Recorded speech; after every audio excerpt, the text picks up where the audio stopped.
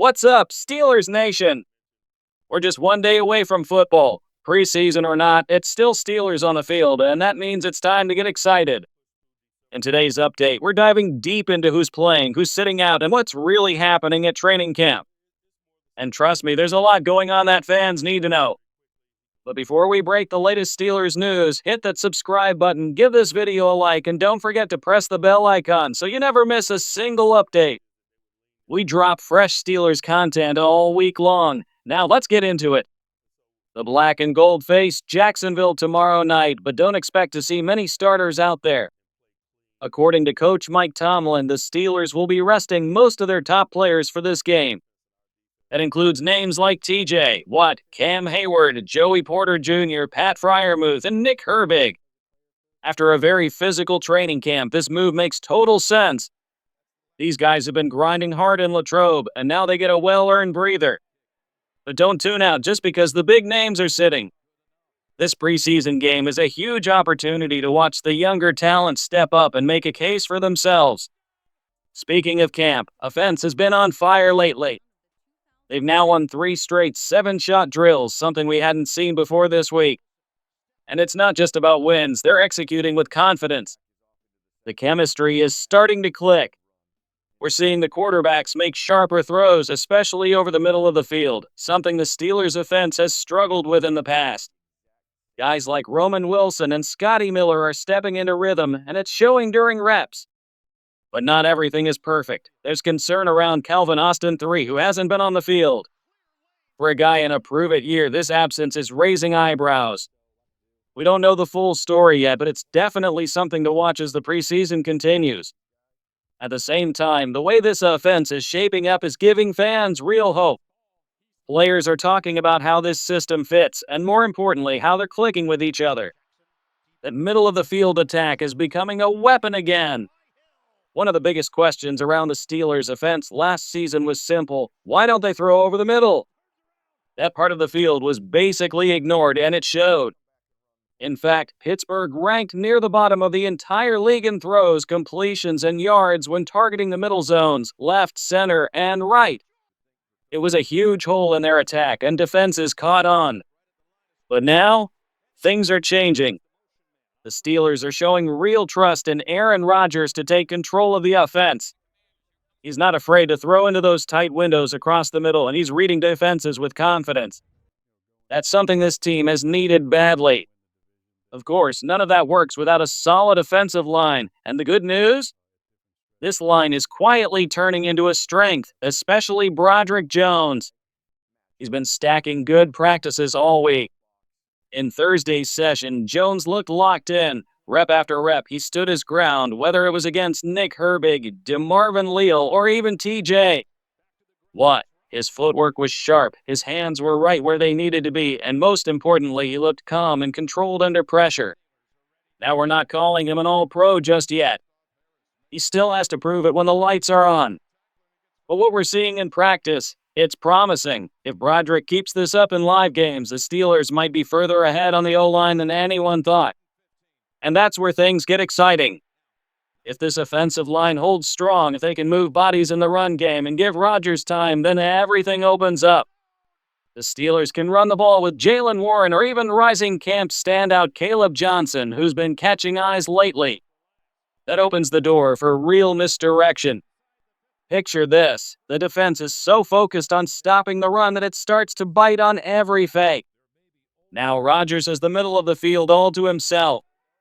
A tight end running a deep seam, a receiver cutting in on a post, a back slipping out on a Texas route. Suddenly, defenders are guessing. Linebackers get caught in no man's land. Safeties are a step too late. That's when the offense starts to hit big plays, not just short gains, but real damage. So yes, it's just practice. Yes, it's preseason. But if these signs carry over into real games, Steelers fans might finally see a balanced, modern offense that can control the game on the ground and strike fear through the air, especially over the middle where they've been quiet for far too long. Right now, the Steelers are focused on one major thing: finding balance on offense. And it all starts with the big guys up front. Even though Aaron Rodgers won't be suiting up in this preseason game, there's still a lot the coaches want to see, especially from the offensive line.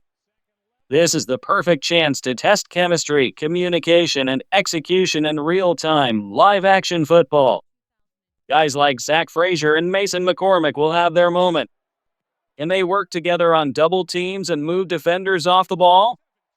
Can Mason and Troy Fautanu create running lanes and show they're in sync? These are the small details that matter, especially in the trenches. And keep an eye on Spencer Anderson. He's been stepping in at left guard while Isaac Seumalo is out. If he and Broderick Jones can hold their side of the line together, it'll give the run game some real juice, and that's exactly what the Steelers need to see in this preseason stretch. But just as we were all watching the O-line come together, a headline hit that nobody expected. Cam Hayward wants a new contract. Yeah, that one surprised everyone. We'll dive into that story next, why it caught so many off guard and what it really means for the Steelers heading into the season. Is it a red flag, a nothing burger, or something in between? Let's break it down. As we head into the preseason, most fans were expecting to talk about matchups, Trevor Lawrence, Travis Etienne, maybe a few young players to watch. But something unexpected happened, and it changed the conversation completely. Cam Hayward, the leader of this defense, the face of the Steelers' front seven, isn't happy with his current deal. And suddenly, he's holding in. Now, this isn't just another player looking for a payday. This is Cam Hayward, the same guy who's given everything to this franchise. The same guy who's been the emotional core of the Steelers' defense for over a decade. Yes, he's still under contract. Yes, he's being paid well. But here's where it gets tricky. The market for top defensive linemen has shifted, and Cam feels like he's being left behind. And look, he's not wrong to believe he's still elite. Even though last season started rough, he missed time with an early injury. He bounced back strong. When he returned, you could see the burst, the strength, the same fire that's made him one of the best in the game. People doubted him after the injury. Some said he's 34 now. He'll never be the same. But Cam wasn't having it. He came back, fought through it, and proved he's still a difference maker.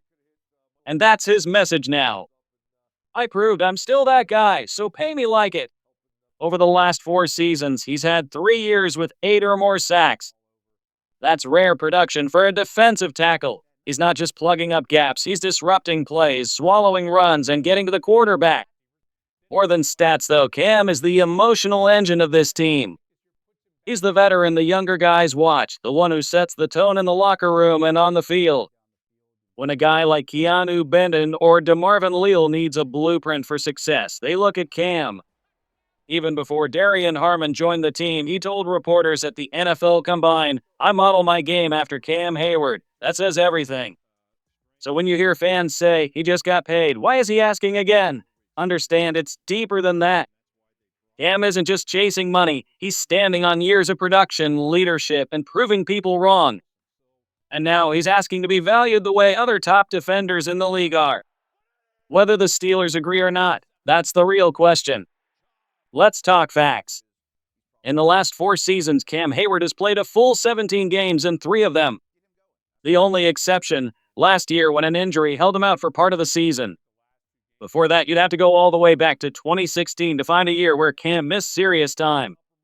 So when people throw around the word injury-prone, Cam has every right to push back.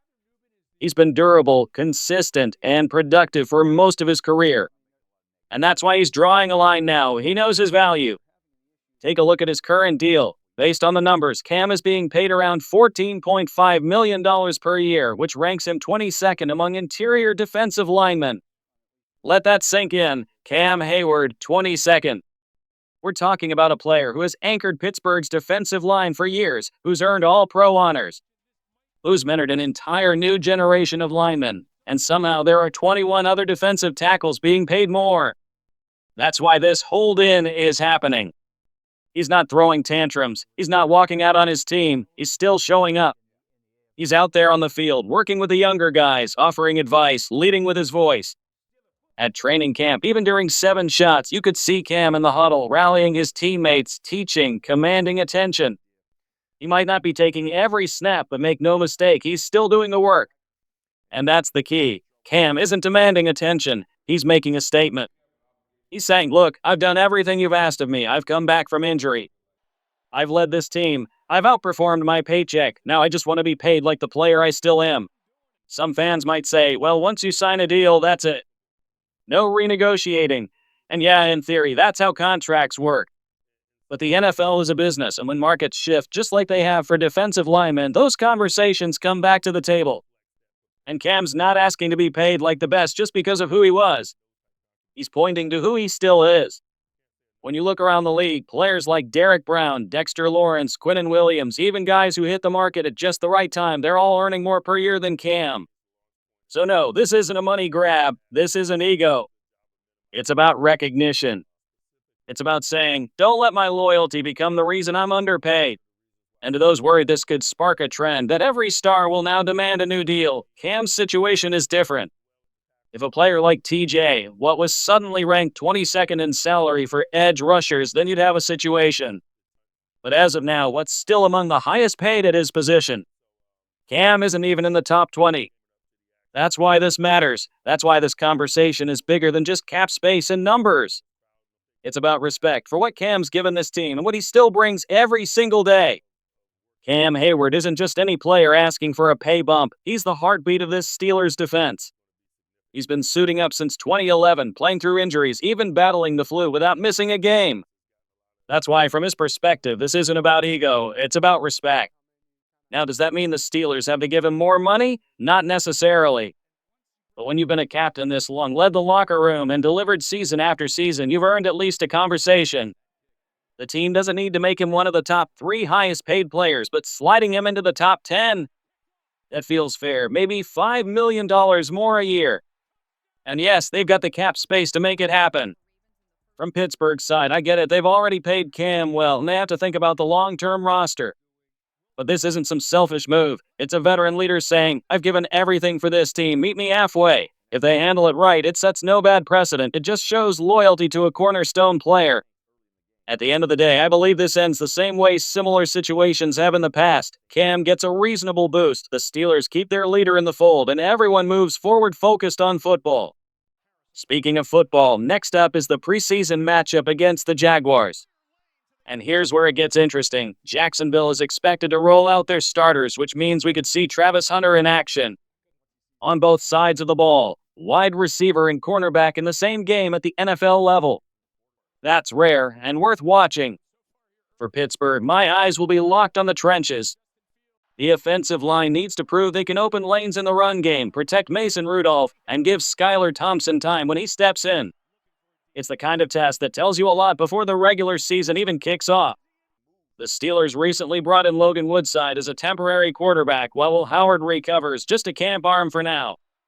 But what really caught my attention was Mike Tomlin saying there's certainly a chance Howard could be back in time for the final preseason game. That'd be great to see. He's looked solid in camp. Not a franchise QB by any means, let's be real, but as a backup, he's holding his own. And let's not go overboard here. Some fans are already acting like Will Howard is the next savior. Chill, he's doing fine, that's it. But let me tell you what really has my attention, the trenches. That's where the real battle is. I'm talking offensive and defensive lines, the heartbeat of this team. Let's start with Broderick Jones. He's been practicing better lately, but the real question is, can he deliver in actual games? I remember last year, he dominated Gregory Rousseau in joint practices with the Bills. Then a few days later in a preseason game, Rousseau completely flipped the script. It was a wake-up call. So now I want to see if Broderick has grown, if he can be consistent when it counts. We've also got guys like Frazier and McCormick, both showing promise. But more than individual names, I want to see if this offensive line can gel. Can they move as one unit? That chemistry is what wins games in the trenches. But honestly, I'm even more hyped about the defensive line. These guys have been moving people. Derek Harmon, this dude looks like he's ready to be a starting rookie. I'm talking about power control and some sneaky good pass rushing skills too, and pass rush isn't even the main thing they need from him right now. Then there's Yahya Black. With Cam Hayward out, Black has stepped up, and I mean really stepped up. I thought he'd be a situational big body they'd use on the goal line. Nope, he's everywhere, stunting, shifting, coming off the ball fast. He's huge, but he moves like a guy 50 pounds lighter. Even Tyson Alualu said that guy shouldn't be able to move like that. That says a lot. Keanu Benton, looking sharp. Denzel Daxon too. And Dana Akualu, he's quietly having a strong camp. Physical, tough, but he's getting overshadowed by these other monsters up front. Then there's Peyton Wilson. With Patrick Queen sitting this one out, Wilson's wearing the green dot, calling the plays, leading the defense. That's a big test. It's not just about playing fast, it's about thinking fast. I asked him if it's hard to stay quick while handling that extra responsibility. His answer was simple. If you're wearing the green dot, you better know the defense like the back of your hand. And that's the kind of mindset you want from your young leaders. Let's talk about something that's often overlooked, how important the defensive line really is. When linebackers fly around making plays, it's usually because someone up front is doing the dirty work.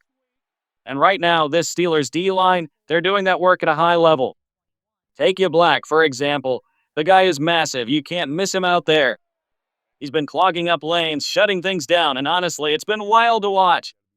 Even the veterans are giving him credit. Patrick Queen said it best. Those young defensive linemen are doing their job, keeping the linebackers clean so they can go make plays. And then there's Derek Harmon. This dude doesn't look like a rookie. He's not just holding his ground, he's winning reps, taking on double teams, collapsing pockets. He's doing everything the coaches could ask for, and then some. You want a guy in the middle who can handle chaos and still create space for others? Harmon's showing he might be that guy. But let's get back to Yahya Black for a second because this man is swatting passes like he's playing volleyball. We're talking 10 or more batted balls in practice and not just in easy drills. These are live team reps where he's getting pressure, reading the quarterback, timing his jump, and smacking that ball out of the air. It's become a problem for quarterbacks, and that's exactly what you want. Dan Archibong, Isaiah Loudermilk, and Logan Lee have also shown flashes. And Jack Sawyer? He's been a pleasant surprise. I expected him to be a run stuffer, that's it. He's actually winning some pass rush reps and with guys like TJ Watt and Alex Highsmith sitting out, this might be Sawyer's moment to shine. This isn't just about one or two players stepping up, it's the whole group. The chemistry is building, the physicality is there, and it finally feels like the Steelers might be developing real depth on this line, not just filler bodies, but real talent that can step up during the season. And it's not just the D-line that's showing promise. In the secondary, we're seeing guys like Beanie Bishop push for a roster spot. Brandon Eccles is new, but already adding competition at corner. James Pierre? He's quietly had a strong camp. Chuck Clark, Juan Thornhill, Deshaun Elliott, all names to watch at safety. Even on offense, there's a reason to be excited. Roman Wilson keeps stacking good practices. This team isn't just top-heavy with stars. There's young talent fighting for spots, and that's when a team really starts to grow. So yeah, the preseason matters, not because of the starters, but because these young, hungry players are giving us a reason to believe in the depth of this team. And if some of them step up when it counts, the Steelers might be in better shape than most people think.